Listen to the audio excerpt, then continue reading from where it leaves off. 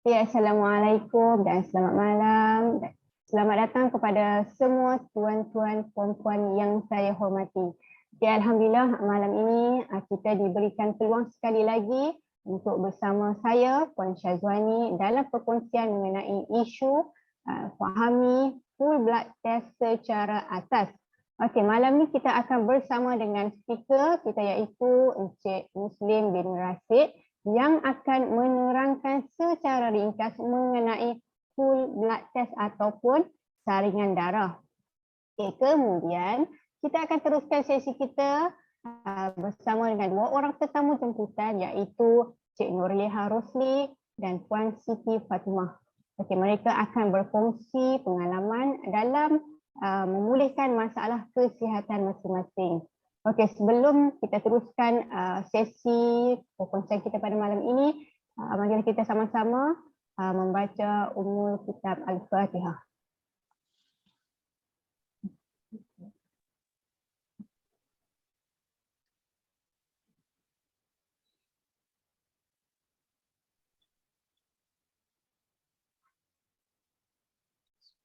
Amin, amin, ya Rabbal Alamin. Oleh itu, saya ingin menjemput Encik Muslim untuk meneruskan sesi pertama kita. Dipersilakan.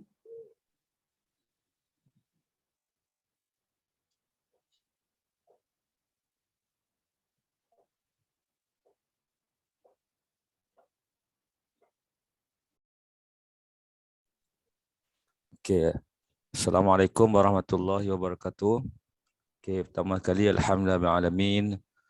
Wassalatu wassalamu ala asyrafil anbiya wal mursalin wa ala alihi wa sahbihi ajma'in.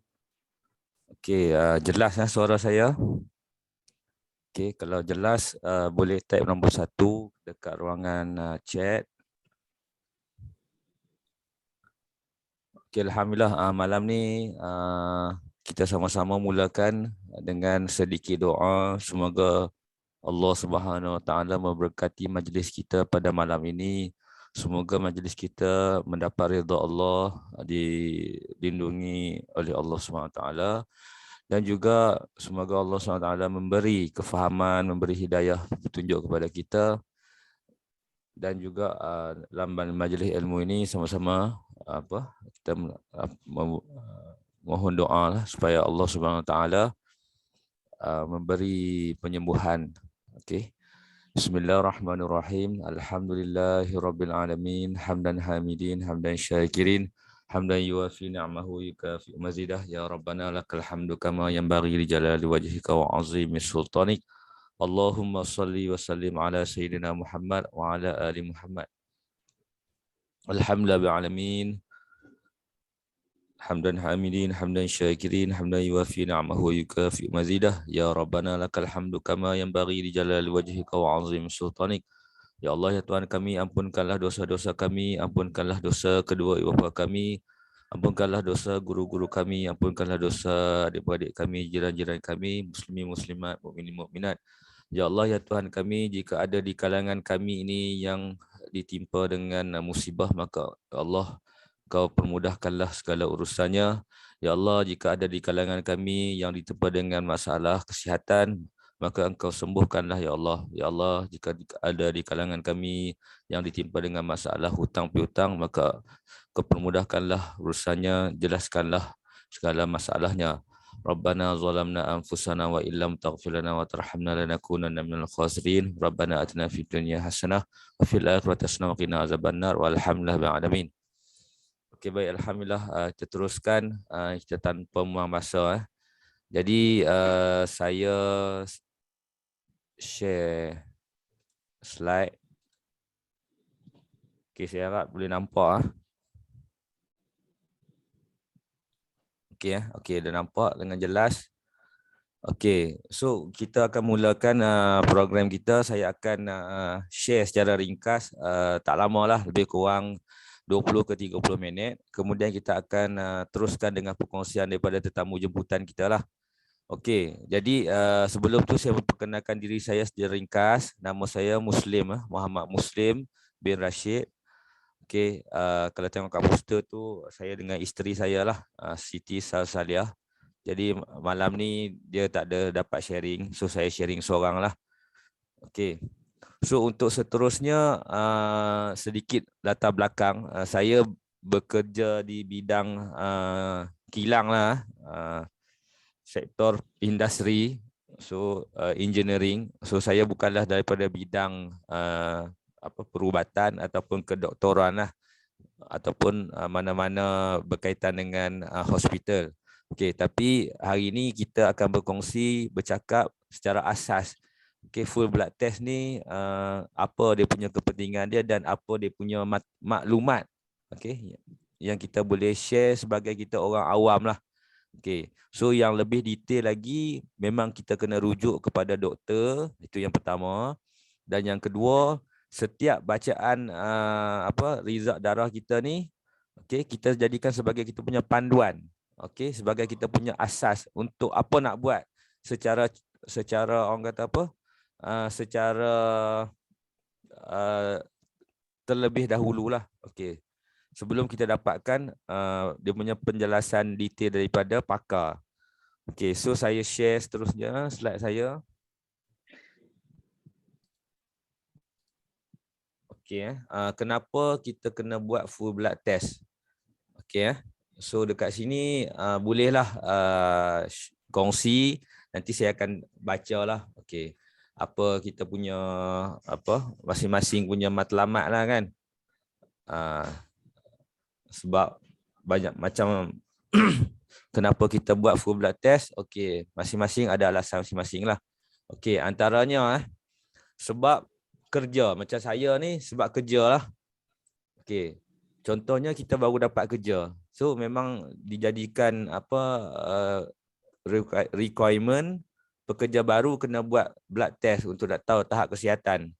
Okey, ataupun HR suruh. Okey, ni antara kenapa lah. So masing-masing ada dia punya tujuan masing-masing. So boleh kongsi dekat ruangan komen apa tujuan ataupun kenapa anda semua buat blood test lah. Okey, yang kedua antaranya sebab kita dah rasa kurang sihat. Okey, bila kita rasa kurang sihat ni kadang-kadang kita pun nak pergilah refer kan kepada doktor untuk buat tindakan lanjut lah. Dan kebanyakannya doktor akan ambil ujian darah lah salah satunya. Okey. Ataupun memang kita tak nak buat blood test sebabkan oleh kita takut ataupun tak boleh nak terima hakikat.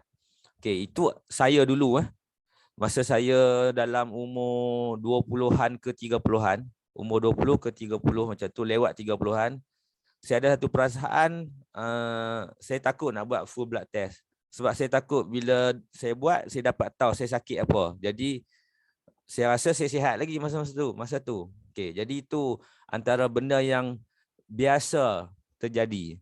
Okey, full blood test ni kan, dia adalah satu tool ataupun satu peralatan lah. Okey, peralatan kesihatan. Okey, sebagai contoh sekarang ni kita musim COVID So kita kalau dekat rumah kita akan ada suhu cek suhu ni. Okey, nak tahu demam tak demam. Okey, kadang-kadang kita ada lagi ni oximeter untuk cek tahap oksigen. Okey, yang terbaru kalau kita musim COVID ni kita kena ada test kit lah. Okey, untuk cek kita positif ke negatif COVID kan. Okey, itu adalah tool. Sama juga full blood test. Dia adalah tool untuk nak tahu tahap kesihatan kita. Okey.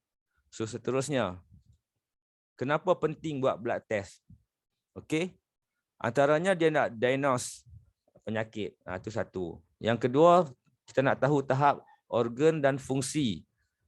Okey, sebab dalam tu kita akan ada dapat bacaan renal function, bacaan hati. Okey, kita nak tahu tahap organ kita ni macam mana.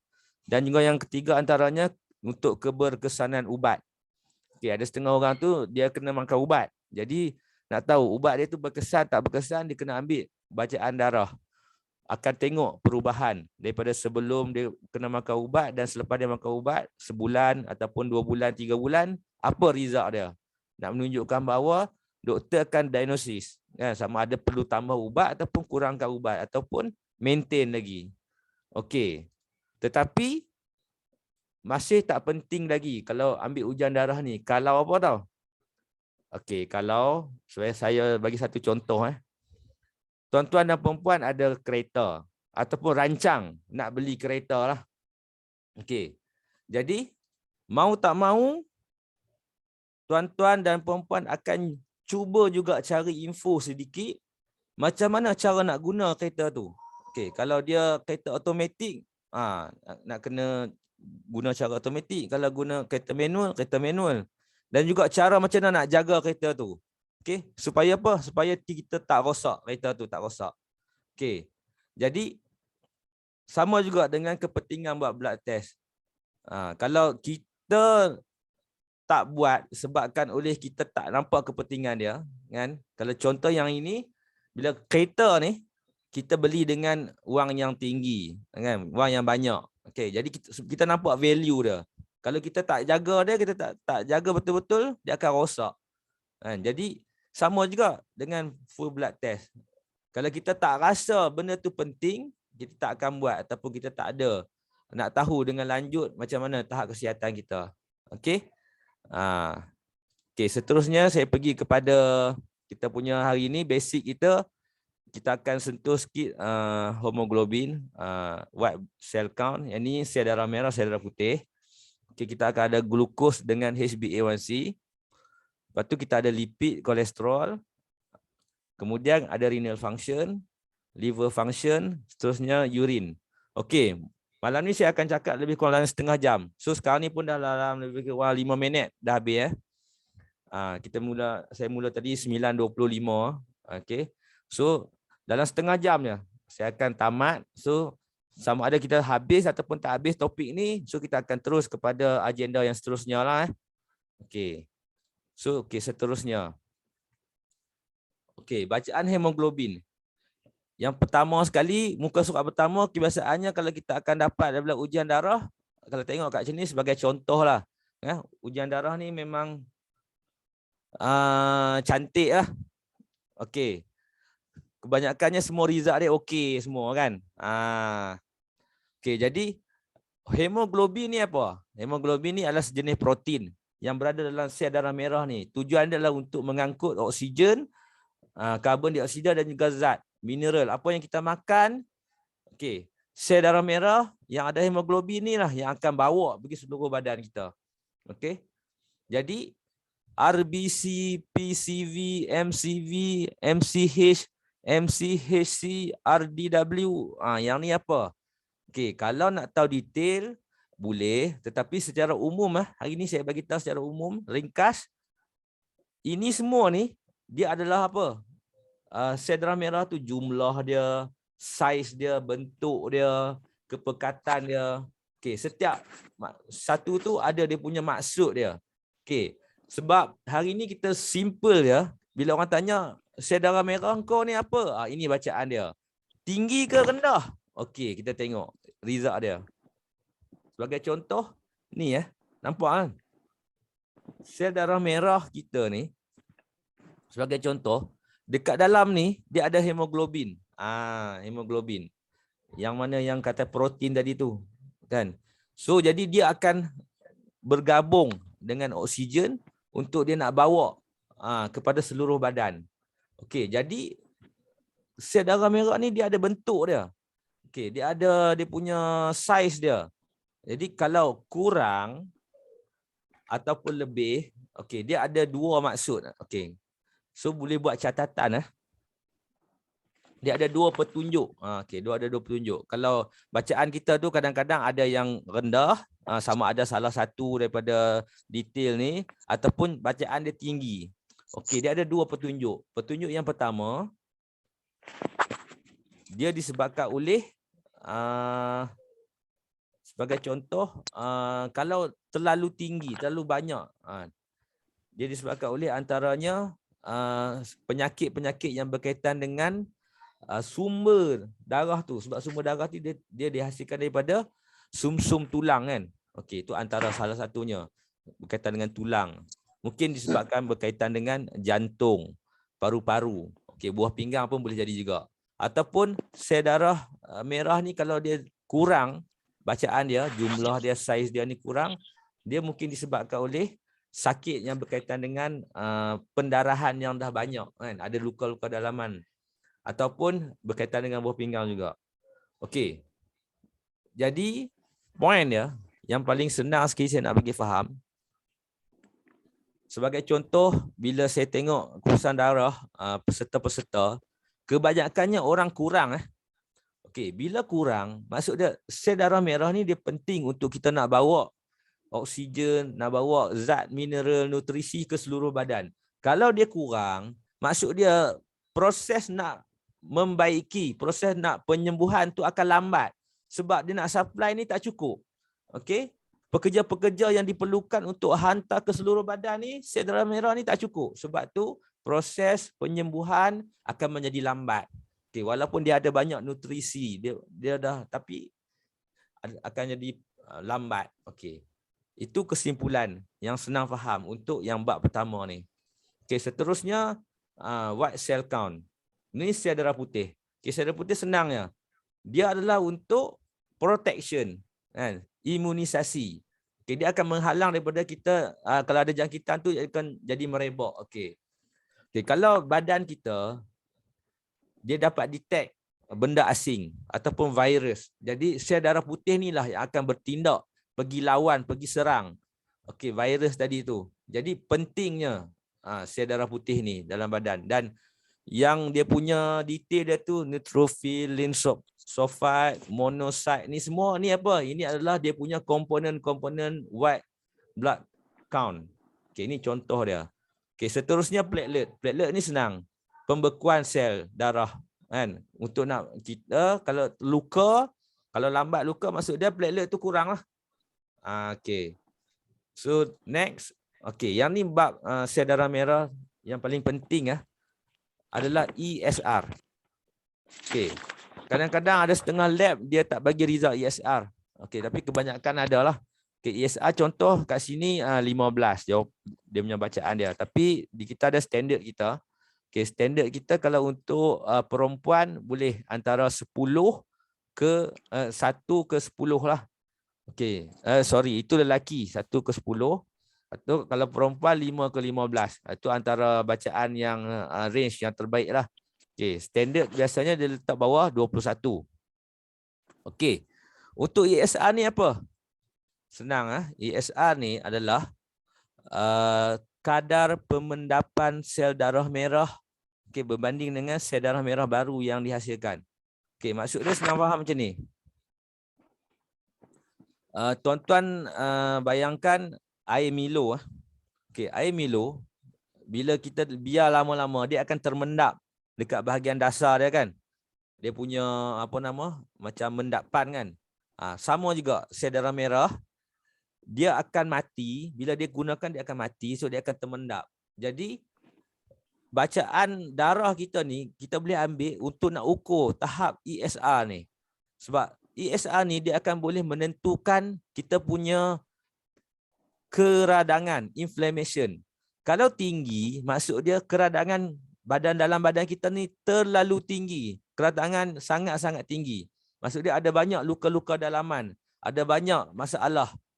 Okey. Jadi dia tidak ada spesifik. Bacaan tinggi, kita tahu banyak radang. Tapi dia tak ada spesifik. Yang ini sakit apa, yang ini sakit apa. Dia bagi satu nilai bacaan yang tinggi. Maksud dia dalam badan kita dah ada banyak masalah. Okey. Keradangan. Inflammation. Okey. Maksud dia apa? Bila dalam badan kita banyak luka-luka dalaman, kan, sel darah merah ni kena banyak dihasilkan dan banyak akan digunakan. Bila dia banyak hasil, banyak guna, sebab tu dia banyak yang termendap. Itu menunjukkan bahawa badan kita ni tengah melawan, tengah merawat, tengah membaiki. Okey? Okey. Baik. Next, yang paling okey, kalau ada soalan untuk bahagian sel darah merah, sel darah putih, boleh tanya soalan, nanti kita akan jawab di hujung. Di hujung nanti. Okey, seterusnya saya pergi kepada glukos. Okey, dan juga HbA1c. Okey, glukos ni adalah gula lah, kita senang cakap. Okey, yang ni adalah realiti . bacaan glukos 5.3, okey, dalam range antara 4.1 hingga 6.1, okey. Tetapi kalau tengok bacaan HbA1c 5.9. Okey, kalau tengok kat bawah ni, dia ada range dia. Okey, 5.9 duduk kat mana? Dekat tengah-tengah ni. Iaitu dia indicate of pre-diabetes. Kalau kita tengok kepada nilai glukos semata-mata, maksud dia 5.3 ni masih okey lagi. Belum ada apa-apa petanda nak kencing manis, nak diabetes, tak ada. Tetapi bila kita tengok HbA1c, dia akan menunjukkan bahawa tahap pre-diabetes. Pre-diabetes ni maksud dia badan kita ni dah ada insulin resistant. Okey, dia dah tak dapat ataupun tak dapat nak menjana tenaga dengan efisien daripada gula ataupun glukos yang kita nak ambil tu, dia tak dapat tukar kepada tenaga dengan efisien. Jadi badan kita dah start reject. Itu atas petanda-petanda dia. Okey, nak senang faham macam ni. Tengok nampak Okey, hemoglobin ni adalah sel darah merah, protein tadi. So glukos adalah gula lah yang kita makan, karbohidrat, sumber karbohidrat yang kita makan.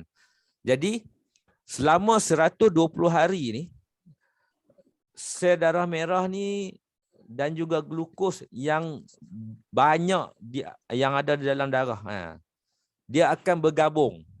Okey, maka dia akan terjadi HbA1c. Selama 120 hari. 120 hari ni berapa? 3 bulan. Okey. 4 bulan lah. 120 hari. 4 bulan.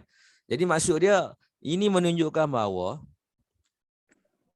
kadar gula dalam darah kita ni, kalau memang kita tak betul-betul manage dia dengan baik, badan kita ni tak dapat laraskan dengan betul. Jadi glukos ni, gula ni memang akan ada dalam darah. Bila dia bergabung dengan hemoglobin, jadi HbA1c ni, jadi inilah bacaan yang tepat yang akan digunakan oleh doktor untuk nak diagnose seorang itu ada kencing manis ataupun tak. Sebab kalau kita tengok hanya semata-mata pada glukos, bacaan glukos ni maksudnya bacaan gula yang 24 jam. Yang kita sebelum ambil darah, kita berpuasa. Okay? Okay, bila kita berpuasa, kita dah tak makan daripada malam sampai esok pagi tu. Tapi dalam darah kita still ada juga kandungan glukos. Okay, itulah result dia. Maksud dia kita boleh kontrol. Kita boleh kita berpuasa, kita tak makan. Tapi kalau HbA1c adalah satu nilai yang memang akan ditentukan oleh jangka masa 3 ataupun 4 bulan. Okay. Seterusnya, okay, last kita masuk pada satu lagi topik last, lipid. Okay, yang lain-lain tu mungkin kita dapat cover benda ni. Mungkin kita akan share pada next session. Okay, lipid ni ataupun kolesterol lah kita panggil. Okay, kolesterol yang pertama kita ada total kolesterol. Lepas tu triglyceride. Okay, triglyceride ni apa? Triglyceride ni adalah satu jenis lemak yang berada dalam badan kita, yang ada dalam darah. Okay. Sumber lemak yang berada dalam darah ni datang daripada mana? Daripada kebanyakannya adalah sumber-sumber refined karbo lah. Itu yang pertama. Okay. Macam mana cara kita makan? Okay. Kemudian HDL ataupun kita panggil kolesterol baik. Kenapa? Kerana fungsi dia tu adalah untuk remove, buang LDL, kolesterol jahat yang berada dalam badan kita.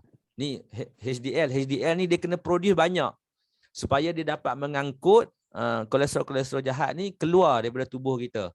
Itu fungsi dia. Kan? Sebab tu kita panggil dia kolesterol baik. Dan LDL kita panggil dia kolesterol jahat juga.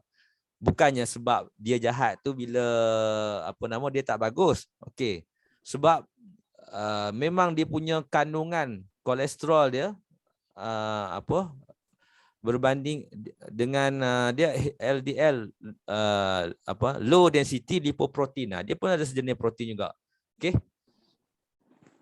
Kau tengok kat situ tulis bad cholesterol too much of raise your risk of heart attack, stroke and atherosclerosis. Okey. Kemudian kita tengok total kolesterol per HDL. Okey, yang ni yang paling penting. kita punya result dia mesti kena bawah daripada 5. Okey. Ratio atau nisbah ni menunjukkan bahawa total dalam badan kita ni berapa kandungan kolesterol secara nisbah kita. Kalau tinggi sangat nisbah dia lebih 5.0, maksud dia 5.0 ni senang kita faham macam 50% lah. Okey. Kalau lebih daripada 50% total kolesterol dalam badan kita ni, dalam salur darah kita ni, dia boleh menyebabkan 2 komplikasi. Yang paling teruk iaitu yang pertama serangan stroke dan yang kedua serangan jantung. Okey, sebabkan sistem badan ni dah tak dapat menampung, last sekali dia pergi 2.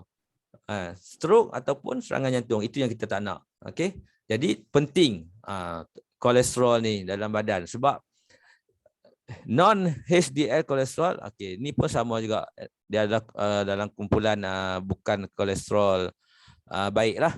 Okey. So untuk itu sebelum last saya pass kepada pengerusi majlis. Jadi saya akan bagi satu bonus lah pada malam ni.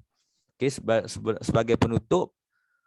Okey, untuk metabolic syndrome, okey, yang ni adalah salah satu daripada penyakit-penyakit yang berkaitan dengan metabolik ataupun sistem metabolisme badan kita lah. Sebagai contoh, tekanan darah tinggi, kanser, PCOS, heart disease dan lain-lain. Okey, jadi indikator yang kita boleh buat DIY, buat secara sendiri di rumah kita. Yang pertama, kita kena buat ukur lilit pinggang. Okey, kita punya saiz. Maksud dia perut lah. Okey, kalau besar buncit maksud dia kita ada masalah. Salah satu boleh jadi masalah ni. Yang kedua, tekanan darah. Okey, kita boleh ambil. Dan yang ketiga, paras triglyceride. Okey, tadi kolesterol tadi kita dah sentuh sikit.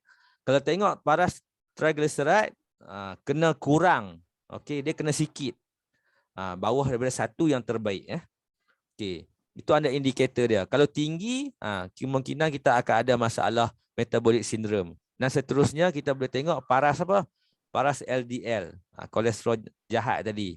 Dan last sekali paras glukos, paras gula yang kita dah sentuh tadi. Jadi kalau ada lebih daripada 3 daripada 5 faktor ni, maksud dia kita dah ada simptom-simptom untuk metabolic syndrome lah, masalah ni. Okey, jadi untuk last sebelum penutup, saya ambil daripada doktor yang baru ni live kan, Dr. Rizal lah. Okey, jadi untuk kita nak amalkan gaya hidup sihat ni, dia ada syorkan 3 benda yang kita perlu ambil yang secara banyak. Yang pertama, high fiber. Okey, daripada tumbuh-tumbuhan lah, sayur-sayuran. Yang kedua, kita kena ambil banyak real food, natural food. Okey, real food, natural food ni apa? Maksud dia makanan tu yang betul-betul makanan betul lah. Bukan makanan yang diproses. Okey, dan yang ketiga, kena ambil banyak daripada protein daripada sumber tumbuhan. Okey, dan perlu kurang ataupun elak daripada protein daripada sumber haiwan, perlu kurangkan. Dan yang kedua, processed food. Okey, makanan yang diproses. Processed food ni ataupun kalau doktor tu kata produk lah yang dah jadi barang. Okey, dan yang ketiga, doktor ada sebut juga kena kurangkan ataupun elakkan refined karbo. Contohnya tepung dan juga yang lain-lain. Jadi untuk kita nak mantapkan keputusan darah kita, ni antara yang berkaitan dengan makanan. Ada banyak lagi kaedah-kaedah yang berkaitan dengan pemakanan sihat, okey, cara tidur, cara kita bersenam, okey, semua itu akan diambil perhatian jugalah. Okey, so saya rasa setakat itu saja. Ada satu soalan nanti kita akan respon. Okey, saya serahkan kepada Puan Syazwani. Okey, saya stop share. Terima kasih Puan Encik Muslim di atas soalan. Okey, saya nak tanya sikit respon kepada semua. Jika diberi skala kefahaman daripada penerangan sebentar tadi kan, Okey, kalau daripada skala 1 hingga 10, skala kefahaman kita, okey, berapa tuan-tuan yang dapat menteri? Maksudnya kefahaman tuan-tuan lah lepas mendengar penerangan daripada Encik Muslim tadi. 1 hingga 10. Boleh share di ruang chat.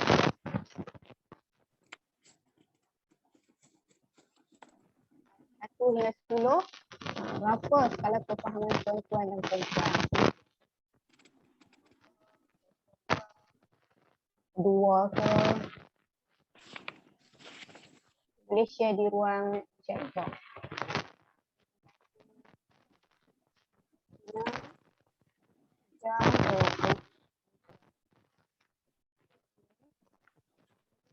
Share.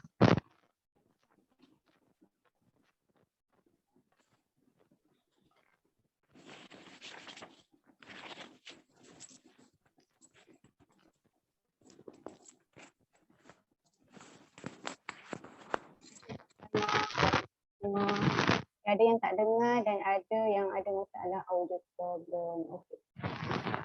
Okey, terima kasih tak ada respon. Okey, ada yang tak dengar. Okey. Okey, terima kasih semua. Okey, jadi kita akan ke slot yang seterusnya. Okey, seterusnya kita akan teruskan program kita pada malam ini bersama dua orang tetamu jemputan kita. Okey, tetamu jemputan kita yang pertama adalah Cik Nurliha Rosli dan yang kedua adalah Puan Siti Fatimah. Okey, kita berkenalan dulu dengan tetamu kita yang pertama. Okey. Tetamu kita yang pertama pada malam ini bernama Cik Nurliha Rosli, berumur 41 tahun, berasal daripada Penang dan juga bekerja di Penang lah. Okey, sekarang beliau bekerja dalam bidang maintenance service untuk Intel. Okey, masih bujang, mempunyai kelulusan perakaunan daripada UiTM, mempunyai sedikit sejarah masalah kesihatan masalah obesiti. Okey, sejarah kesihatan beliau adalah masalah obesiti dan juga masalah darah tinggi selama 4 tahun. Dan sejarah ahli keluarga juga ada masalah yang sama iaitu masalah darah tinggi. Okey, dan beliau juga sentiasa follow up lah di klinik kesihatan setiap 4 bulan. Okay, dan kini beliau join program HD lebih kurang 11 bulan. Okey, jadi Cik Nurliha dah bersedia? Okey. Okey, dah bersedia. Okey. Okay, jadi malam ni bolehlah kenalkan diri kalau ada apa-apa yang nak tambah lagi kan. Dan boleh share sikit lah kan apa yang terjadi sebelum ni. Apa masalah kesihatan yang jadilah sebelum ni kan. Boleh cerita dengan lebih lanjut pada kita. Okey, dipersilakan. Okey, Assalamualaikum semua. Okey, saya macam pengurusi kita tadi, saya Nurliha Rosli. Okey, walaupun saya graduate dalam accounting, sebenarnya untuk permulaan kerja tu sebab saya tak suka tunggu dan saya tak suka pilih, so saya start dengan apa kerja yang boleh dapat lah. So saya start dengan kerja dekat kilang daripada bawah, so selepas tu up sampai last saya punya jawatan assistant engineer untuk material quality lah. So saya memang ada masalah obesity dengan darah tinggi. Tapi sebenarnya obesity tu yang problem sebelum ni lah memang ada. Tapi bila masuk tahun 2007, penghujung 2007 tu disebabkan oleh stres kat tempat kerja. Because kalau kita kerja dalam quality ni faham-faham sajalah. Bila ada isu, kita nak kena settle, and then at one extent, bila ada produk baru pun kita kena ambil tahu lagi dari first process sampai habis. Dia jadi satu macam kita dah tak terkawal sebab banyak sangat kita nak kena buat. Daripada satu ke satu, dah existing pun kita ada isu lagi, and then kita tambah yang baru, tapi kita short manpower. Maksudnya kita seorang nak handle semua. So kita tak boleh settle sampai satu extent tu memang saya Terus dia start dengan mula rasa demam biasa saja. Demam, okey, pergi hospital, pergi klinik, ambil ubat, nak ambil MC. So bila pergi check, saya punya darah up tu sampai 160, 100. Okey, tak apa. Makan ubat, rest, buat kerja macam biasa. Still buat kerja. Tapi sebab kita punya stress tu tak boleh buang, kita still tak ada solution. So, and then MC lagi. Check, so darah sama 170, 160, 100 bawah sama sampailah satu last saya check and then doktor bagi tahu darah kenapa tinggi sangat ni sampai 200. So dia dah takut dah. So doktor bagi surat hantar pergi suruh saya pergi hospital. So bila saya pergi ke emergency dia check memang saya demam dan tekanan darah saya masa tu memang 160, 100. So dia kata tak apa, jumpa doktor and then doktor bagi ubat. Suruh rest and then dia check balik. Okey, dia kata tapi saya nak you be follow up dengan klinik kesihatan. So start daripada tu lah. So saya start dengan follow up dekat klinik kesihatan lah. Tapi dalam masa yang sama saya rasa saya dah tak boleh nak buat kerja tu. So saya cari kerja lain dan pada 2018 dalam bulan 4 macam tu saya dapat kerja baru. So kat tempat baru, environment baru. So saya rasa macam dah okey lah sebab tempat baru ni dia lebih okay environment dia and then job saya pun less sebab saya dah tukar jadi store admin. So kerja dia dah tak macam dulu. Kualiti dulu memang kita rasa memang terlampau teruk lah. Memang teruk untuk saya sebab yang tu sebab kita dengan shortage manpower lagi kita nak buat kerja kan. Jadi dia jadi satu stress yang teruk untuk saya. So bila tempat baru ni saya ingat okay lah sebab memang environment semua okay. Memang saya suka. Tapi bila pergi follow up kat klinik, dia sama aja. Kita jaga makan, doktor bagi tahan jangan makan ni, jangan makan ni. Kita buat semua. Tapi bila check, sama. 145, 150. Bawah 90, 100. Macam tu juga. Dia tak ada beza pun. Lepas tu 2019, okay, kita kata tak apa. Okay, kita start buat diet. So saya start dengan diet eat clean dengan suku-suku separuh combine sekali lah. So yang ni saya ada masuk satu group dekat FB. So follow lah apa yang dia bagi tahu, diet semua ikut lah buat.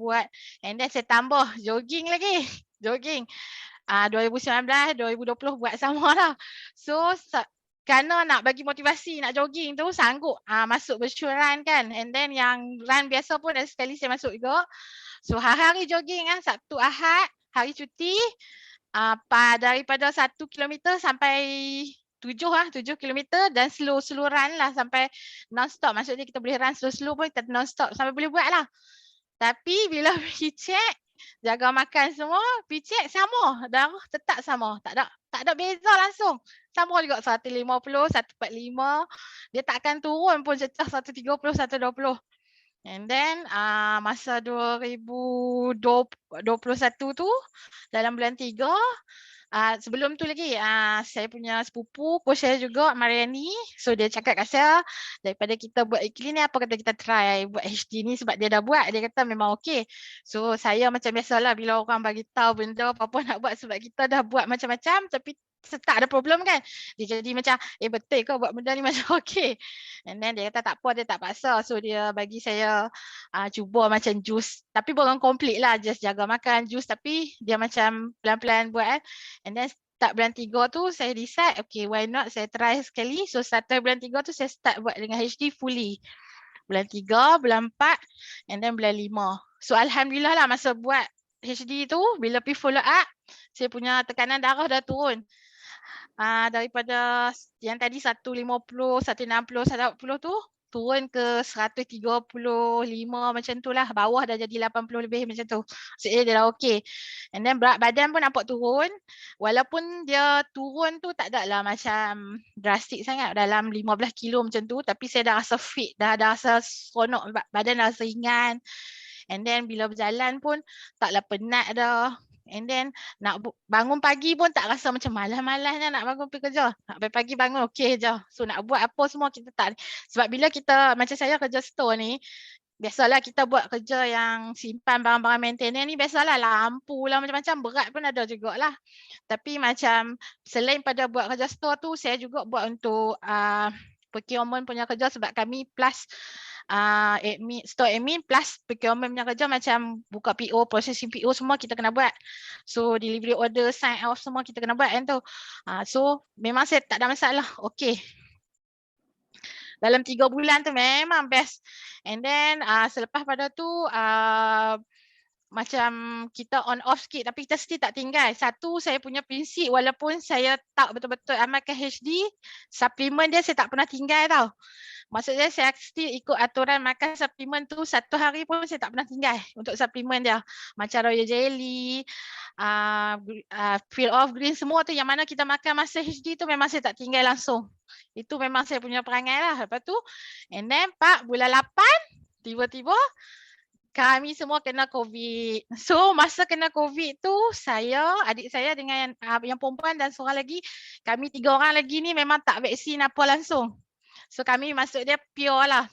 Kena COVID tu memang purely badan sendiri lawan lah. Sebab untuk orang yang vaksin mungkin dia ada satu layer orang panggil protection kan. Sebab untuk mak saya dengan yang lain yang mana yang dah ada first dose ataupun second dose memang mereka impact tak teruk. Just sakit macam batuk, demam macam tu je. Tapi kami, macam saya dengan adik perempuan saya, kami memang stage 4 dan kami duduk dekat hospital. Untuk adik saya yang lelaki tu, sebab dia yang start kena yang mula, dia memang paling teruk sebab dia makan apa saja dia muntah. Tapi saya tetap bagi dekat dia, saya cakap kalau tak boleh makan langsung, saya bagi juga dekat dia shake protein forever tu. Campurlah dengan certain item sikit, bagi dia minum juga untuk tahan. So alhamdulillah dia tahan dalam proses tu, tapi add up hari ke-7 tu dia dah tak tahan sangat, so dia pergi dekat pusat kuarantin lah. Tapi untuk saya dengan adik saya yang seorang lagi tu kami still okay. So memang jalan kuarantin lah. Tapi nak bagi tahu masa kena tu memang saya teruk jugalah. Sebab bayangkan masa kena tu saya tak boleh tidur langsung secara biasa kita tidur. Saya tidur dengan letak bantal dekat belakang, tidur sambil duduk lah, tidur. Sebab bila tidur biasa baring, kita akan rasa macam tak bernyawa. Dia sebab bila kena COVID ni bukan fizikal, kita punya mind pun sama. Dia akan sekali, kita akan rasa macam-macam. Memang tak lalu makan langsung sebab tak boleh makan, tak bau dan tak rasa langsung. Even nak makan nasi lemak sebungkus tu pun sebab masa kami sakit tu alhamdulillah lah sebab kita dikelilingi oleh orang yang semua yang bagus-bagus. So makan tu jangan risau, memang akan ada orang akan hantar pagi-pagi. Hantar nasi lemak pagi, tengah hari baru makan. Sebab memang tak lalu. Dan pagi saya cuma boleh bertahan, saya buat shake saja, shake protein. Sebab nak buat jus pun memang tak larat sangat lah. Memang tak ada impact dah. Memang minum shake protein saja. And then suplemen memang saya tak tinggal, ikut. And then nasi lemak tu makan waktu tengah hari tu, masa nak makan pun suap memang paksa untuk habiskan nasi tu. Kalau muntah-muntah lah tapi tetap makan kan untuk bagi ni lah. And then makan ubat pun dia tetap demam sentiasa. Memang badan tak larat lah orang cakap, memang teruk sangat. And then hari ke-9 saya dah rasa lain sebab walaupun energi tu ada tapi dah rasa macam dada sakit semua dada lain kan. So doktor call and then sebab kita ada update selalu hari-hari kan kita punya oksigen, kita punya blood pressure. And then doktor cakap hari ni kena pergi dekat tempat untuk check lah kita punya kesihatan. So saya pergi check untuk COVID. Masa tu memang situasi dia memang teruk sikit lah sebab kami sampai call merata tapi macam tidak balas tu jadi lambat sebab terlampau banyak orang yang sakit kan. And then saya hari ke-9 baru pakai gelang. Masa hari tu lah saya pergi check sekali kesihatan. Bila pergi check tu, doktor detect oksigen dah drop 92%. Even dia pasang oksigen masa tu pun dia naik sampai 94 aja. So bila mereka discuss dengan doktor pakan, doktor cakap masuk hospital sebab mereka nak monitor takut ada problem lah. And then masuk hospital, dekat sana memang full hospital, dekat ward tu memang penuh. Kita tidur dekat koridor saja kecemasan.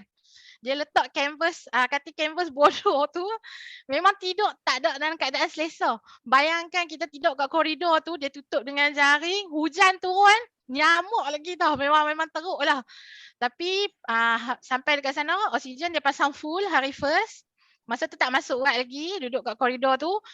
Hari kedua tu, besok tu pagi baru masuk ward. Tapi masa masuk ward tu alhamdulillah saya kena ward yang duduk seorang. Tapi masa tu pun pakai oksigen full lagi. Memang kita memang tak ada daya sangat lah, sampai nak tidur pun kita tak boleh. Tapi masa cuma satu yang saya rasa pelik sebab saya memang ada darah tinggi. Tapi bila setiap kali nurse my check saya punya tekanan masa tu, memang darah tu tak naik tinggi pun. 120, 85. Nurse sampai pelik. Kok betul ke ada darah tinggi kan? Betul, saya cakap kenapa? Sebab darah kok tak nampak tinggi pun.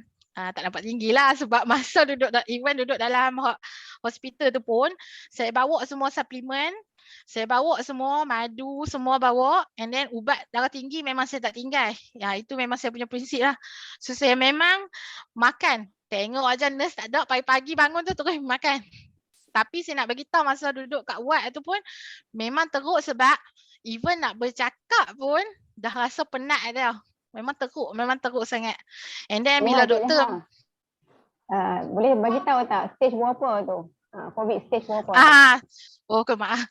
Saya kena stage 4C. So bila dia X-ray yang first kita masuk dekat emergency tu, dia dah bagi tahu dah memang daripada gambar tu memang teruk saya punya paru-paru. So masa saya duduk kat ward tu pun hari kedua, doktor ambil darah dekat nadi tau. Memang tiap-tiap hari kita akan kena cucuk duduk dekat sana. Cucuk ubat satu, cucuk ambil darah satu. Hari-hari. Sampai lebam ni bau semua memang lebam. And then saya tanya doktor tu sendiri, doktor paru-paru saya teruk ke sebab saya rasa macam memang teruk sikit dia punya, sampai nak bercakap pun kita tak boleh kan. Kita rasa memang teruk sangat. Dan doktor cakap memang teruk you punya paru-paru. So satu je saya amal, suplemen memang saya tak tinggal, and then saya tambah dengan habatus sauda sebab ada orang bagi tahu kan. So kita tambah tu. Hari-hari memang makan tu pagi petang. And then hari ketiga doktor cakap okay, hari ni kita reduce oksigen sikit. Sebab doktor tanya penat tak bila bercakap, bila buka oksigen kan. Saya cakap saya okey bila buka oksigen. Alhamdulillah lah. Sebab orang lain saya tengok terbaring tidur tu sampai tak boleh bangun langsung. Buka oksigen saja memang ada problem. Tapi saya dari emergency tu saya daripada emergency tu memang saya buka juga oksigen, saya jalan pergi toilet, saya macam paksa diri juga, semua buat. Lepas tu hari keempat tu saya balik kepada catat tadi. So hari keempat tu doktor cakap okay, hari ni kita tak payah pakai oksigen langsung. So kita tengok oksigen macam mana. So bila hari keempat tu check, doktor cakap oksigen, nurse kata okay. Sagi petang kita check sekali lagi, kalau okay boleh balik. So alhamdulillah lah bila check petang tu oksigen dah reach 95, 96, doktor cakap okay lah boleh balik. So memang lepas hari keempat tu balik . So bila balik tu alhamdulillah lah. Dah boleh keluar terasa lega. Tapi saya suffer 3 bulan jugalah untuk balik kepada keadaan asal sebab dia punya simptom tu still ada. Sakit. Long COVID after COVID kan? Ya, dia still macam kita macam kita ingat-ingat lupa. Memang dia akan ada. Dia ada selama 3 bulan tu memang teruk lah. Tapi bila saya start balik buat HD, start balik rutin semua, alhamdulillah untuk bulan ni memang purely saya dah okey dah lah. So angkat barang semua tak ada masalah dah. Alhamdulillah lah. So saya punya blood pressure pun saya check yang baru ni untuk jumpa doktor 120/72. Memang tak pernah dapat pun benda tu sebelum ni.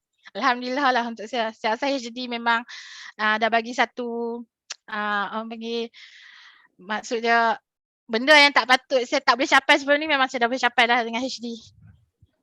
Okey, alhamdulillah. Okay, Maknanya kata dekat sini kan Cik Leha ni dia dah buat preparation sebelum dia kena COVID. Bayangkan kalau sebelum tu tak buat apa-apa. Boleh bayang tak Cik Leha? Memang badan tu, bagi saya badan tu memang betul-betul bertahan lah. Sebab kita akan rasa impact lepas COVID tu teruk sangat. Tapi bila kita buat HD balik, so dia akan repair balik. Dan alhamdulillah lah, cepat sebab dalam masa sebulan macam tu, 2 bulan dia dah okey dah. Berbanding yang tak buat lagi sebelum tu kan. Sebab sebelum tu nak makan pun, even lepas COVID pun nak makan tak lalu sebab tak boleh bau, tak boleh rasa yang betul-betul lagi. Saya cuma bertahan dengan makan. Mulut pahit tak? Mulut tak Tak asam pahit tapi kita tak sedap nak makan. Cuma yang boleh makan buah saja. Saya beritahu buah saja yang sedap makan masa tu. Tapi sekarang dah alhamdulillah lah semua dah macam okey. Jalan pun tak penat ni, bercakap pun okey dah. Kalau tidak sebelum ni jangan harap lah. Memang tak boleh nak bercakap, cepat penat. Okey, satu lagi daripada result blood test after COVID, ada buat tak? Saya cuma sebab kat klinik kita memang follow up tiap-tiap tahun memang kita kena buat blood test kan. So 5 minggu lepas saya buat test tu alhamdulillah lah result tu taklah cantik saya nak cakap tapi okey lah. Maksud dia macam saya punya buah pinggang pun 131 dia punya bacaan kan. And then saya punya kolesterol pun dalam 4.9 kot tak silap. Tapi okey lah. Kiranya tak full lah. Dia tak full sangat dia punya blood test tu. Tapi yang main tu semua okey lah. Okey, sebab ada daripada peserta saya, dia ada ambil salingan darah kan. Salingan darah sebelum dia kena COVID. Dan dia buat HD ni lebih kurang dalam setahun dan lepas tu dia kena COVID. Okey, waktu sebelum dia kena COVID, okey, kali pertama dia buat salingan darah tu untuk dia nak join HD. Okay, dia punya ESR, bacaan ESR dia tu dalam 60 lebih. Dan lepas dia kena COVID, dalam masa lebih kurang 2 ke 3 minggu lepas kena COVID, dia pergi buat sekali lagi salingan darah. Dia punya ESR turun sehingga angka 2. Nanti saya boleh buat untuk tengok bacaan. Saya punya bacaan ESR 5 minggu selepas COVID adalah 131. Okey. Memang saya ingatkan ada impact lah sebab buah pinggang, hati semua sebab kita memang bila COVID dua tempat yang first dia akan attack adalah paru-paru dengan hati kita. So sebab saya bagi tahu adik saya sebelum COVID dia tak gemuk macam sangat macam saya ni gemuk lagi pada dia. Tapi lepas COVID dia ada kencing manis. Maksud dia ada problem tu dah sebelum tu tapi bila kena COVID dia memang ni dia kena kencing manis tu 10 lebih ya, bukan 8, bukan ni, 10. Dia punya bacaan untuk pulse gula yang bila kita fasting blood sugar kan. 10. Okey, baik. Terima kasih atas perkongsian daripada Cik Noliha. Semua soalan tu Cik Noliha boleh take note, tengok di bahagian chat box. Tak lagi lepas Puan Siti Fatimah buat sharing, kita akan jawablah. Okey. Terima kasih. Tadi kita dah dengar perkongsian daripada peserta HD yang diduga positif COVID sehingga stage 4. Sekarang kita nak berkenalan pula dengan tetamu kita yang kedua iaitu Puan Siti Fatimah. Untuk Puan Siti Fatimah, dia ada masalah berkaitan dengan anxiety. Jadi Puan Siti Fatimah ni dia berumur 45 tahun, juga mempunyai kelulusan dalam bidang perekonomian daripada UiTM. Sudah berkahwin. Lepas dia keluar daripada universiti, dia ada buat tuition untuk pelajar-pelajar dan tempoh HD beliau adalah selama lebih kurang 8 bulan. Okey, Puan Siti Fatimah dah ready? Ya. Dengar Wani? Dengar clear sangat. Saya yang ada problem rupanya tadi. Okey, Puan Siti Fatimah ataupun kami panggil Kak Siti Fatimah lah kan? Anak saya ganggu. Okey, boleh tak share sikit lah kan pengalaman ada masalah anxiety. Saya kita takut orang makan kacang aku. Okey. Kita ulang dulu lagi ya. Boleh tak share dengan kami semua apa masalah Kak Siti sebelum HD? Okey, tadi kita tahu kan tentang anxiety. Okey, semasa nak merawat anxiety tu kan, apa yang Kak Siti dah buat sebelum ni? Mesti dah ada buat sebab kita ni selalunya kalau kita ada masalah, kita akan buat sesuatu. Kita tak akan tunggu. Kebanyakan orang macam tu lah. Okey, jadi Kak Siti share sikit dekat kami. Okey, silakan Kak Siti. Terima kasih Wani. Assalamualaikum semua. Macam yang Wani cakap lah kan, panggil saya Kak Siti. Suri rumah, 10 tahun dulu bekerja dalam bidang perakaunan lah. Lepas tu berhenti. Lepas berhenti tu adalah buat macam-macam. Lepas tu yang terakhir buat tuition lah, home tuition. Okay.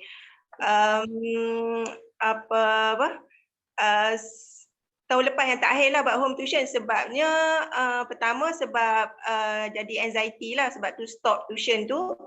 sebab dia anxiety, lepas tu pandemik pula agak bahaya jugalah kita nak buat tuition kan. Lepas tu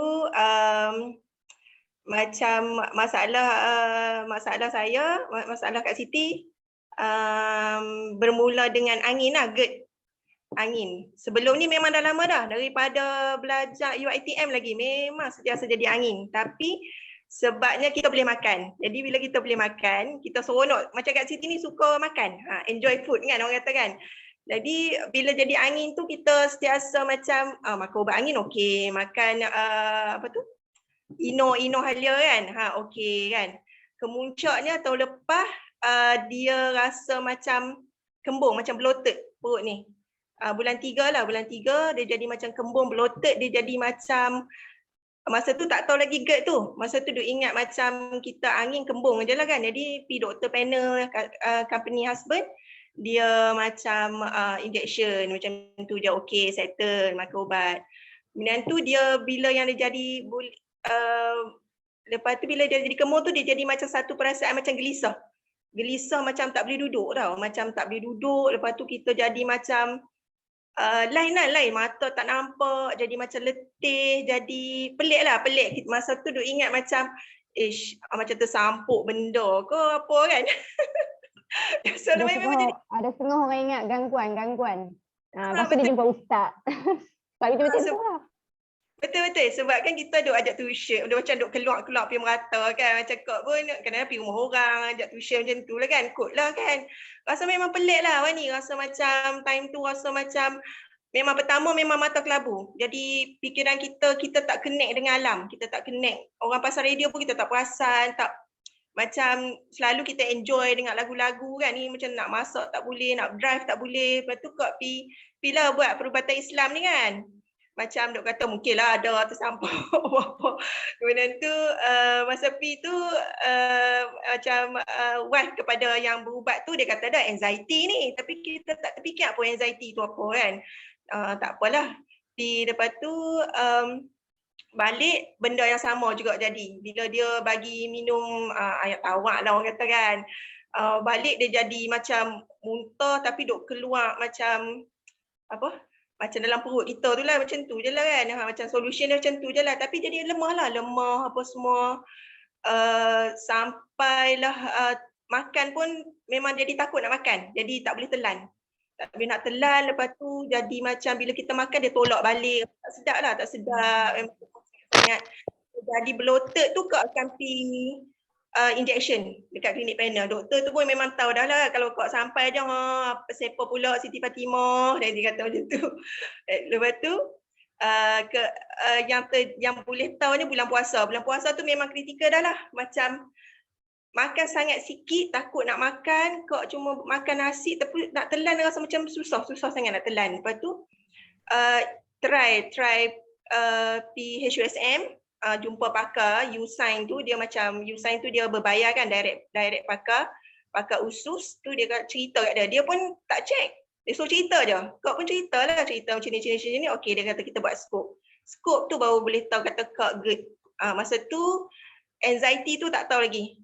Bila tahu kata kau ada GERD, lepas tu saluran kita tu kan dia mesti terbuka kan, jadi ada acid reflux. Tu masa tu doktor cuma bagi ubat Dexilen dengan Ganaton. Okey, lepas tu tanya juga doktor tu, ada benda-benda boleh makan ke, ada benda-benda tak boleh makan ke, macam tu kan. Tu dia kata kalau saya cakap boleh makan pun tak boleh makan, kau akan makan juga. Macam dia tahu kan. Waktu tu selera makan kau okey tak? Takut nak makan tapi selera makan okey tak? Selera tu ada tapi takut nak makan sikit je. Kita tu tau, kita jadi stres lah sebab kita tak tahu sakit kita. Kata dah satu, dah tahu dah dia bagi report apa semua-semua. Lepas tu bila dah tahu GERD tu dia bagi 2 jenis ubat, Dexilen, Ganaton. Ubat yang Ganaton tu 3 kali sehari, kira magu-magu tidur tu makan ubat dulu. Lepas tu Dexilen. Dexilen tu untuk halang daripada ubat tu daripada reflux tu naik ke atas kan. Kira kos dia dalam 400 lah sebulan. Kau kena ambil, kau kena ada lah benda tu. Lepas tu tak apa, okay, dah settle tu, okay, bincang dengan doktor klinik panel, cerita kat dia, saya dah tahu dah masalah saya ni, klinik panel husband kan. Doktor perempuan dia, mungkin dia berumur sikit kan, jadi dia kata tapi masih lagi jadi. Dah tahu dah makan ubat GERD, dah makan tapi masih jadi lagi gelisah tu. Okey, lepas tu jadi kembung tu. Pi lagi sampai tak boleh duduk dalam rumah. Paksa pergi duduk rumah lemah. Orang tengok cerita Korea apa kita jadi lemah. Maksudnya Jadi kembung angin tu sentiasa ada lah, dia tak hilang. Simptom tu masih ada kan, walaupun dah ambil ubat. Walaupun kita duk makan ubat 3 kali sehari, yang 2 biji, yang pagi sekali, yang malam sekali, ubat yang Dexilen tu dia boleh cover selama 12 jam untuk sekali makan kan. Doktor kata kalau tak okey ni dia akan up lagi yang untuk 24 jam ya, sebab ubat tu daripada Jepun. Tak tahulah. Lepas tu tak apalah. Ada yang jadi sekali tu sampai dah makan ubat jadi juga, jadi gelisah, dia tak boleh duduk dalam rumah kan. Lepas tu bincang dengan doktor. Report-report tu dia kata lah ni macam ni, dia kata kita buat blood test, dia kata untuk apa-apa sakit pun blood test tu penting, dia kata buat blood test. Buat kalau dah confirm dah semua, Siti Fatimah tak ada sakit kanser ke apa, sebab kau bila jadi macam tu kau akan fikir kau kata kau sakit jantung, satgi kau pergi kat doktor tu kau kata doktor check lah tengok kok saya ada sakit apa-apa kan, kita macam mungkin kanser lah, kau dok tanya ada kanser usus lah, tulang ni lah kan. Lepas rupanya benda-benda tu dah tanda anxiety dah sebenarnya. Betul. Dah dapat blood masa bila serentak dengan jumpa doktor decide nak buat blood test apa semua tu. Kemudian tu kan bila kita sakit kan orang suka suggest kita kau beli produk. ni Produk. Itu biasa. Apa tu delima, cari apa tu macam-macam lah kan, apple hijau lah apalah semua kan. Lepas asalnya ada orang habaq cari madu, dia kata carilah itik-itik makanan sunnah madu-madu pula kan. Nak cari madu tu lah boleh terjebak dengan HD. Dengan HD tengok Coach Zahrati kan, dia buah madu. Lepas tu kata kau dah madu, dia kata sebab kau ada masalah dengan madu, sebab ada setengah madu tak boleh makan sebab dia ni rupanya selama ni setiap tahun kau akan batuk. Kau akan batuk selama 3 hingga 4 bulan ataupun lebih. Batuk tak berhentilah, memang dia akan baik sendirilah bila batuk tu. Kau pun ada sinus, lepas tu ada sinus memang duk follow up dengan KPJ lah, Dr. ENT. Rupanya sebenarnya sinus, batuk yang jadi kahok tu semua punca daripada GERD tu. Lepas tu start daripada tanya madu tu lah barulah Coach Fizah dia masa kena anxiety dah tak boleh duduk dalam rumah. Coach dia Fizah rasa rimah bila duduk dengan ramai orang ataupun tempat yang tertutup. Tertutup rasa. Jadi masalah, orang tengok TV pun kita jadi masalah, kita tak tahu masalah kita apa. Lepas tu Coach Fizah call kan, masa tu kau tak tahu apa, kau cuma cakap kat Fizah kau nak baik je. Fizah duk cakap lah macam-macam, cini, Fizah duk habaq lah cini kan. Coach Fizah kata, cuma kau kata kau nak baik je. Dia duk habaq turun berat badan apa semua, tak mau sebab kau ni daripada kecil tak makan buah dengan sayur. Kau memang tak makan buah dengan sayur. Jadi bila dengar buah tu sebab nak baik, nak buat juga kan. Tapi tak tanya. Sebab HD mesti kena makan buah dengan sayur. Yang tu yang first. Fikir blend. Kan kau fikir benda kan sebab kau tak boleh makan terus kau akan muntah. Lepas tu tak apalah, seiring lah semua berlaku tu, semua tu serentak bila dah doktor kata ambil result, dah janji dengan doktor panel tu, jadi buat blood test dengan dia lah kan. Buat blood test dengan dia, lepas tu bila dapat blood test tu barang HD, buat HD dulu baru kau pergi counselling, sebab kau fikir badan kau tak fit, tak boleh nak pergi counselling juga, kita rasa lemah, kita tak tahu apa kan. Jadi yang hantar barang-barang apa semua, lepas tu bila dah dapat blood test, buat HD dulu baru dapat blood test, padahal sebelum start HD buat blood test dulu lah kan. Lepas tu barulah pergi counselling, pergi follow up KK, buat ujian, rupanya mild anxiety. Punca dia daripada GERD. Berapa lama ke ni? Sesi kaunseling berapa lama? Sesi kaunseling ke start lepas 2 minggu HD, maknanya dalam pertengahan bulan 6 kot. Sebelum tu 2 minggu. Lepas tu start 2 minggu, dalam 2 bulan macam tu. Lepas tu doktor nampak macam kau dah okey. Sebulan sekali, sekarang ni dah 3 bulan sekali. Sepatutnya yang sebelum ni Kak balik selepas Kak kena COVID tu, Kak balik bulan berapa? Bulan 1, sepatutnya dah last dah. Dah tak perlu kaunseling dah, alhamdulillah. Nampak macam dah sangat okey lah, dah boleh bertindak, dah tak nampak macam apa tu? Cara dia lah, dia tengok kita kan, dia kata dah tak nampak macam keadaan tu dah, emosi tu semua dah stabil lah, macam dah tak ada benda dah. Nak ni kan, bila kau kena COVID tu kau dah boleh bertindak, kau tak rasa gelisah kan. Lepas tu dah memang kau tak makan ubat. Lepas kau buat HD dalam 2 bulan macam tu kot, kau lupa ubat tu dengan sendiri. Kalau tidak, masa buat HD, Fizzah suggest kau suruh makan ubat kan. Jadi bangun tu makan ubat dulu tu semua kan. Masa buat HD jadi lagi sebab healing crisis dia kan. Lepas tu bila dah buat tu, ubat tu memang bangun tu ingat bangun tu nak blend buah aja, tak makan ubat dah. Stop lah dah. Sekarang ni masih makan kau ubat-ubat yang berkaitan dengan tu, masalah kau dulu?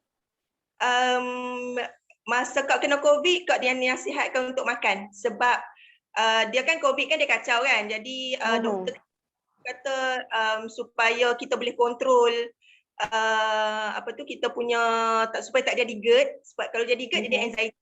Jadi dia kata makan ubat, tapi kau tak makan sekali lah, kau makan sekali je ubat GERD tu lah. Sehari makan, nak kontrol supaya tak mau jadi anxiety lah. Dia takut nanti bila kita kena COVID kan, campur dengan anxiety dia akan jadi teruk kau macam mana kan. Macam tu lah. Betul. Tapi yang jadi ininya, mula-mula kau nak try makan jus ni 3 hari kau tak kat menggigil. Memang kak start HD tu minum pakai sudu. Orang anxiety ni dia banyak sangat berfikir. Tak mula lagi dia dah fikir. Dia banyak sangat. Benda tu dia jadi spontan tau. Dia bukannya buat-buat. Sebab saya di sekolah, saya pun handle pelajar-pelajar yang ada anxiety. Memang benda tu nampak ketara.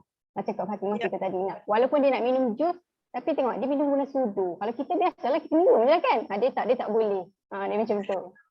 Kak minum bangun kata nak buat jus je kat jadi ketak dah. Menggigil-gigil dah badan ni apa semua kan. Minum je pakai sudu. Coach Fizzah kata 4 jam, memang 4 jam lah Kak habis. Ada yang terlebih lah. Minum sikit kan. Lepas 2 minggu Kak pergi counselling yang first tu, Kak boleh minum habis. Kak memang bawa jus tu, Kak akan buat 1 liter, Kak akan minum separuh-separuh. GERD, dia tak boleh terlalu drastik sangat minum semua. Jadi Kak akan bahagi pada 2. Kita pergi counselling. Sebab counselling kan lama kadang-kadang kan. Kita rasa tu baru buat. Kaunselor tu macam mana sesi kaunseling dia, memang mungkin dia ajak pernafasan apa semua kan. Dia apa tu? Dia buka minda kita ke macam mana kan. Kak keluar pada apa tu? KK tu duk tunggu adik main ambil kan. Tiba-tiba Kak buka je, Kak boleh minum. Aku boleh minum benda ni kata rupanya. Kira alhamdulillah sampai sekarang lah memang jus HD tu tak tinggal lah dengan suplemen apa semua, sebab kita nak sihat kan, sebab fikir ikhtiar kita lah kan. Sebab sebelum ni Kak tak pun macam nak kukuhkan badan ke kan. Kak daripada 80 turun 67, lepas tu 65,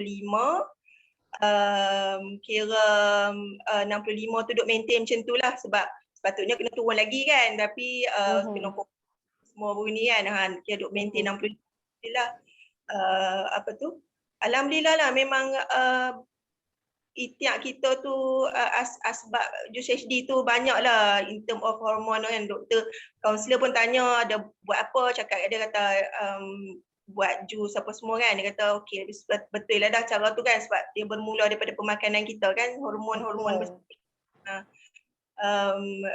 kiranya balik bulan puasa ni mungkin kaunseling yang terakhir kot, sebab Kak saja minta lah sekali lagi kan, sebab boleh mungkin kalau boleh lah kan.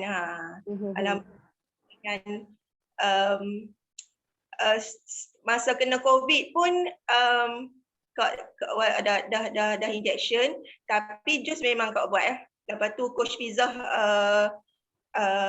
bagi macam suplemen tu ambil lebih lah semua kan. Dia demam pun sat je, dia jadi semua benda sat-sat dia lah. Taklah kata berpanjangan kan. Masa anxiety pun tak jadi. Tu yang kaunselor rasa macam okey tu, sebab kau memang alhamdulillah boleh kontrol lah, boleh kontrol. Memang tak langsung lah anxiety tu. Masa dah tengok result positif tu pun kau tak jadi sesak nafas, kau boleh drive sendiri apa tu, buat RTK kan. Tu duk WhatsApp kan, macam mana, okey ke kan, sebab dia tahu kat anxiety kan, dia takut kau jadi apa kan. Boleh lah memang. Cuma ada sahabat saya, bila dia kena anxiety attack, dia tengah drive, dia terpaksa berhenti di tepi jalan, dia kena bertenang, lepas tu dah okey baru dia boleh sambung drive. Dan kadang-kadang bila kena time dia drive, dia berhenti pun tak okey. Dia stay kat situ, dia nanti husband akan datang ambil. Macam tu. Lebih kurang macam kat situ lah. Awal-awal tu tak boleh drive, lepas dah lama dah counselling yang first tu boleh dah, memang dah boleh drive dah, sebab mungkin tak makan sayur apa semua kan, tak cukup zat dalam badan kan. Bila dah ni alhamdulillah sangat-sangat lah. Rasa macam jus HD tu salah satu cara yang kau akan makan sayur yang makan buah yang lama lah. Sebab kalau dah makan pun dah boleh telan. Baru ni kau cuba makan sayur apa semua, try benda-benda yang trigger kau kat sini. Kau rasa takut benda tu sangkut sebab dah pernah jadi tak boleh telan. Takut makanan tu akan jadi anxiety, jadi macam apa kan. Kerisauan yang melampau lah tu. Alhamdulillah lah, banyaklah kurang. Badan pun ringan dah. Sinus tu agaknya tak pi dah kot. Biasa setahun 2 kali jugalah kau akan pergi jumpa doktor pakai ENT KPJ tu kan. Dulu kalau kena serangan sinus tu kan, kau jadi macam mana? Ada orang dia bersin setiap pagi, ada orang dia rasa macam nak meludah, ada kahak yang dia rasa kena keluarkan setiap pagi. Ada orang dia jadi jerawat batu lah. Lepas tu ada orang yang tak boleh bernafas waktu malam. Bila malam sejuk dia tak boleh bernafas. Kau kena macam mana? Simptom-simptom sinus. Dia start dengan batuk, dia akan batuk macam gatal tekuk kan. Dia akan batuk, dia start tersumbat hidung, dia akan start time tu pun kau akan jadi macam tak boleh bernafas. Memang kau kena pergi KPJ, dia kena masuk skop, dia akan cuci dalam tu. Akan macam rasa lega. Rupanya macam kaunselor kata, rupanya daripada sakit-sakit kau tu dah sikit-sikit anxiety. Sejak kau buat HD ni, kau amal madu, memang kau duk kemas balik Kelantan, duk kemas rumah apa pun memang lah ni tak pakai face mask apa, tak pakai penutup apa, tak rasa dah lah. Batuk pun duk tunggu juga, tak ada lah. Biasa awal tahun ni musim dia lah ni. Batuk 3 bulan 4 bulan sebab dia punca pada GERD. Rupanya doktor tu kata barulah kita faham kan. Dia punca pada GERD, sinus tu pun punca pada GERD semua kan. Cuma kesan daripada long covid ni je lah. Bukannya batuk biasa, tapi kadang-kadang dia jadi ketat dada, batuk sat je. Tapi rejim suplemen jus HD memang tak tinggal lah. Kalau kata pergi mana-mana pun kau akan ambil super green, buah dengan protein kot lah. Kita tak boleh nak bawa buah-buah tu semua kan. Setakat sehari 2 memang sebab kau fikir macam ni, dengan cara ni je aku boleh makan buah dan sayur. Kan? Betul. Benda tu sebab GERD ni, sebab macam GERD ni dia tak boleh sembuh, dia kena kawal, kena kontrol dia. Lepas tu kau fikir kalau kau ada GERD, kau akan jadi anxiety. Kalau ada anxiety pun jadi GERD. Kalau kita fikir banyak pun kan jadi kembung, kan? Macam tu kan. Betul. Sebab dia bermula dengan usus dengan perut kita sebenarnya kan. Betul. Jadi kak boleh tak kita nak tanya kat sini kan, yang terakhir kan, kak rasa kan apa kesilapan yang lalu yang kak rasa yang ni lah punca aku dapat masalah. Masalah ni lah. Tak makan pemakanan ke, lifestyle ke, macam mana? Tak makan buah dengan sayur. Lepas tu bila kita tahu benda ni, macam ada kawan baik kat dia kata, mu ni dah sakit angin ni daripada zaman UiTM lagi. Tapi baru sekarang ni mau dapat ubat. Maknanya benda tu dah lama tapi kita biar. Sebab kita biar tu sebab kita rasa macam ni. Selagi aku boleh makan, aku enjoy food, kita biar sebuah hal. Kak memang, bukanlah kata macam every year, Kak memang kerap buat blood test. Tapi dekat angin yang Kak jadi tu, Kak buat tak tahu. Kak tak ni. Sebab bila kita jadi tu, kita makan ubat, kita rasa okey. Sebab kita makan ubat, kita rasa macam sihat, kita boleh makan. Kita enjoy food lagi kan. Tak makan sayur pun. Tegur, tak makan sayur, tak makan sayur, tak makan apa, tapi kita okey boleh makan kan, boleh makan ni kan. Kemuncak dia tahun lepas macam pada muka jugalah kan.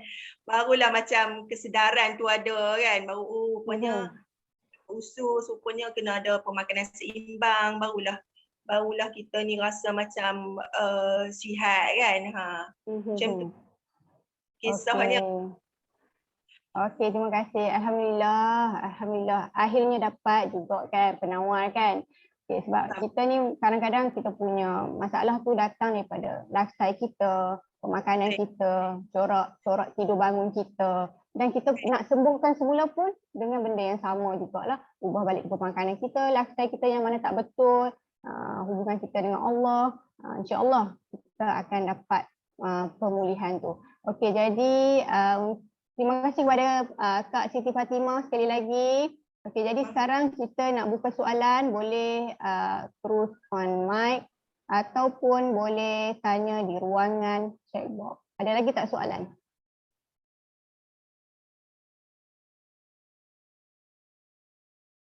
Okey, Cik Nurliha boleh kot jawab soalan-soalan yang awal tadi tu. Cik Nurliha ada tak? Masih ada ke? Boleh tak jawab soalan-soalan yang awal-awal tu waktu yang berat tu masa sebelum kena COVID tu dalam 15 kilo hilang. Tapi sebab saya ni memang besar gila macam kita. So 15 tu tak ada impact sangat. So masa kena COVID tu saya memang salah seorang yang berat badan berlebihan, maksudnya kategori obesity, and then ada risiko sebab saya ada darah tinggi. So saya boleh cakap kalau orang yang biasa tu selalunya kena ni stage 4, kalau macam condition saya ni, saya cakap bye-bye lah macam tu lah. Tapi Alhamdulillah Allah panjangkan umur usia saya lagi sebab kita nak berusaha untuk sihat. So sebab tu saya memang cakap saya tak tinggal suplemen langsung Even waktu COVID tak boleh buat jus, buat shake protein dengan super green semua tu lah. So paksa diri minum juga. Sebab kita tahu kita tak boleh makan, tapi daripada situ kita ada sikit tenaga untuk kita sihat kan. So memang Alhamdulillah lah. Mungkin saya nak share sikit je keputusan darah saya yang saya cakap 5 minggu tu kan.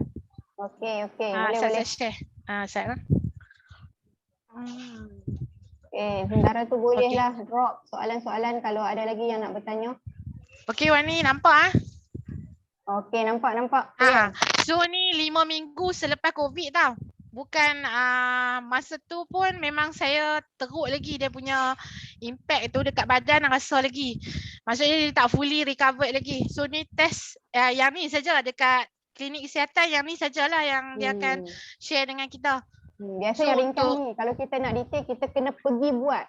Kena buat betul. Sendiri. So tengok EGFR 131. Saya ingatkan memang saya punya buah pinggang ada problem lah sebab lepas COVID kan. So tapi EGFR okey 131. And then kolesterol pun okey. Cuma ada certain part yang cuma dia tak optimum lah kita cakap. Tapi result still okey lah. Betul. So Alhamdulillah lah. So maksudnya dia ada impact dekat badan, tapi actually badan dah kuat lawan. So semua ni maksudnya organ dia still okay.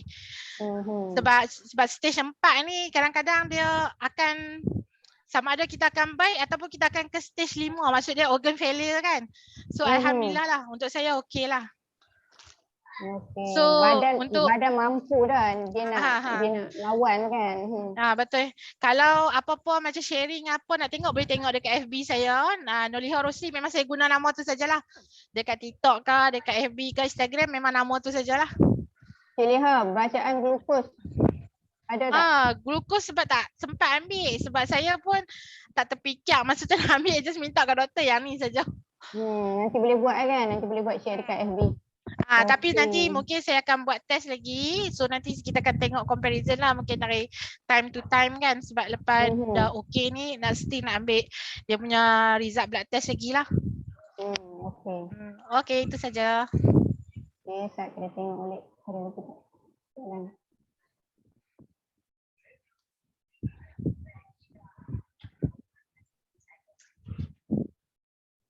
Okey, kalau tak ada soalan, sebelum kita tutup kita punya sesi perkongsian malam ini, saya nak minta Encik Muslim untuk buat kesimpulan lah untuk kita punya topik pada malam ini. Dipersilakan. Okay, Alhamdulillah, terima kasih pada pengurusi. Tahniah dan syabas juga saya ucapkan kepada Cik Noleha dan juga Puan Siti Fatimah atas perkongsian pada hari ini. Okey. Jadi saya nak maklumkan. Okey, sebelum tu ada satu soalan ataupun dua soalan saya nak respon daripada Puan Nur Hayati ya. Okey, ada soalan apa beza lipid total kolesterol yang dekat atas dengan total kolesterol per HDL ratio yang kat bawah tu. Okey. So yang kat atas tu kebiasaannya kita panggil total kolesterol. Dia adalah total maksudnya campur lah. Ada formula dia. HDL campur dengan LDL campur dengan triglyceride 20%. Itu dia punya total dia. Okey, nak tahu berapa jumlah kolesterol. Okey, yang ratio ni adalah nisbah. Okey, dia nisbahkan kita punya kolesterol total tadi dengan HDL, kolesterol baik. Dia nak tahu nisbah, nak tahu dalam badan kita, dalam salur darah kita ni banyak mana kolesterol tu nisbah dia berbanding dengan overall. Okey. Jadi dia ada dua perkaitan ni lah, antara dua perkaitan. Jangan dua-dua tu jangan tinggi lah dengan kata lain. Okey. Sebab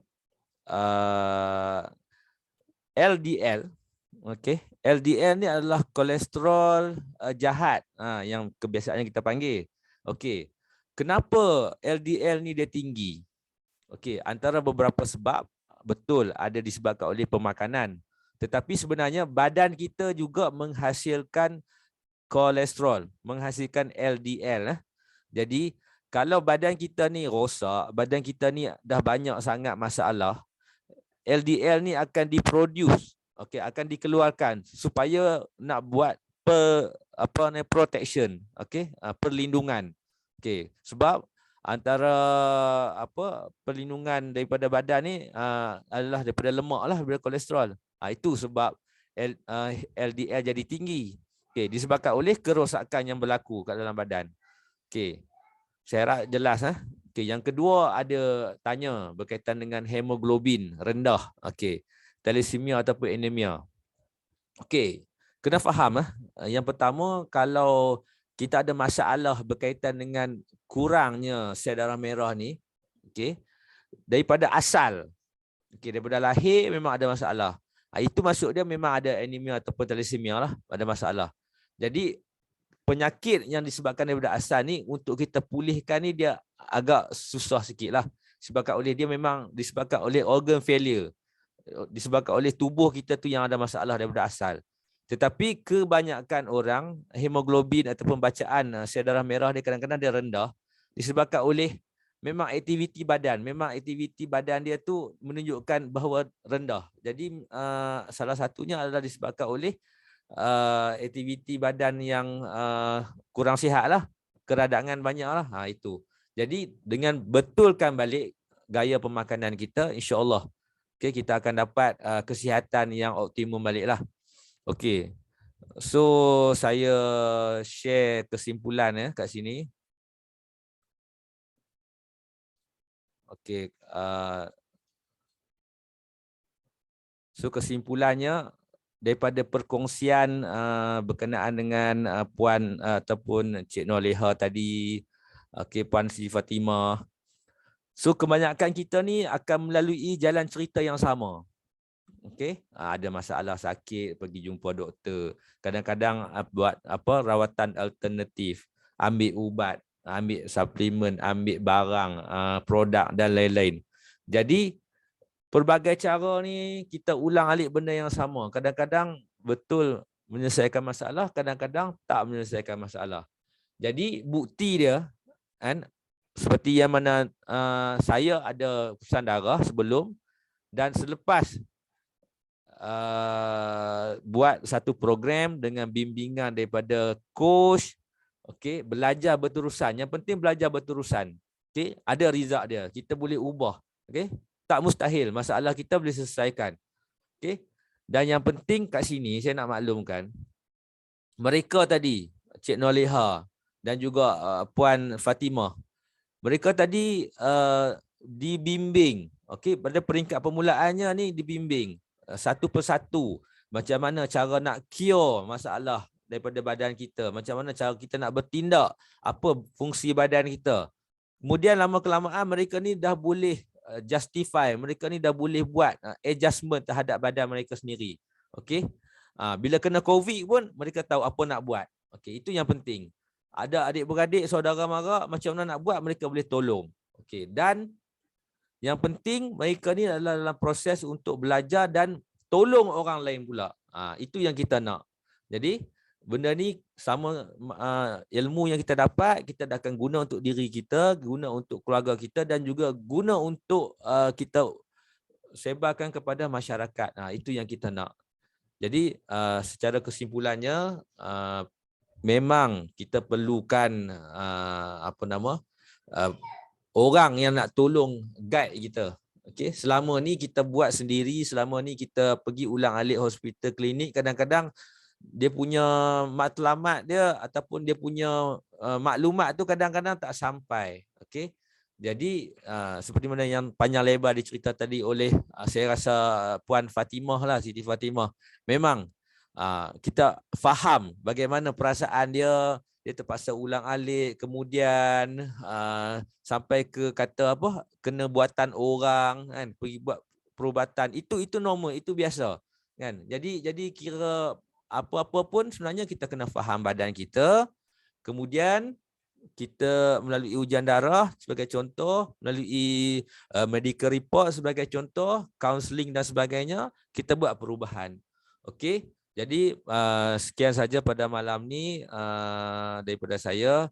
Semoga tuan-tuan dan puan-puan dapat manfaat pada perkongsian kita. InsyaAllah nanti Urus Setia akan bagi satu tarikh barulah. Mungkin kita boleh sambung sesi kita untuk ujian darah yang seterusnya. Dan daripada itu saya serahkan kepada pengurusi. Okey, dipersilakan. Okey, terima kasih diucapkan kepada Cik Muslim dan juga kepada dua orang tetamu jemputan kita pada malam ini. Seterusnya kepada semua tuan-tuan dan perempuan yang hadir pada malam ini bersama kami sehingga tamat program.